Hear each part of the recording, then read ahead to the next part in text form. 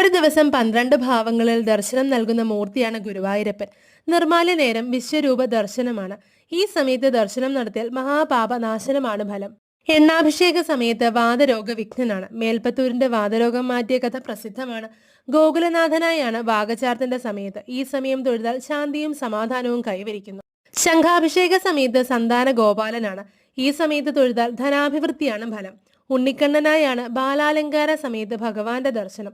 സന്താനങ്ങൾക്കുള്ള ദുരിതം മാറ്റുന്നതിന് ഉത്തമമാണ് ഈ സമയത്തെ ദർശനം. അഭിഷേക സമയത്ത് യശോദാബാലനാണ്. ശത്രുദോഷം മാറ്റാനും കൂടാതെ ശ്രീഭൂത ബലി ദർശനം സന്താന ലാഭത്തിന് ശ്രേഷ്ഠമാണ്.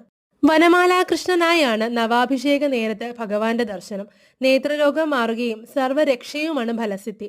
പന്തീരടി പൂജ ദുഃഖങ്ങൾ മാറുന്നതിനും സർവ്വമുക്തിയും നേടിത്തരുന്നു. ഉച്ച സമയത്ത് സർവാലങ്കാര വിഭൂഷണനായാണ് ഭഗവാന്റെ ദർശനം. ജ്ഞാനവൈരാഗ്യ പ്രാപ്തിയാണ് ഫലം. സന്ധ്യാസമയത്ത് സർവമംഗളദായകനായാണ്. ഈ സമയത്തെ ദർശനം കുടുംബ ഐശ്വര്യമാണ് ഫലം.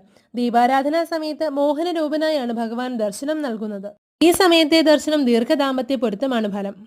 വൃന്ദാവനചരനായാണ് അത്താഴപൂജയ്ക്ക് ദർശനം നൽകുന്നത്. രോഗശമനമാണ് ഈ സമയത്ത് ദർശനം നടത്തിയാലുള്ള ഫലം. തൃപ്പുക സമയത്ത് ശേഷനയനാണ്. ഈ സമയത്തെ ദർശനം മോക്ഷപ്രാപ്തിയാണ് ഫലം. ഭഗവാന്റെ 3 നേരത്തെ ശീവേലി എഴുന്നള്ളത്തിനും അനുഗമിക്കുകയാണെങ്കിൽ സർവ്വപാപനാശനവും. ഭഗവാനെ പ്രദക്ഷിണം വയ്ക്കുന്നത് പൂർവ്വജന്മത്തിലെ പാപങ്ങൾ മാറുമെന്നും പറയുന്നു.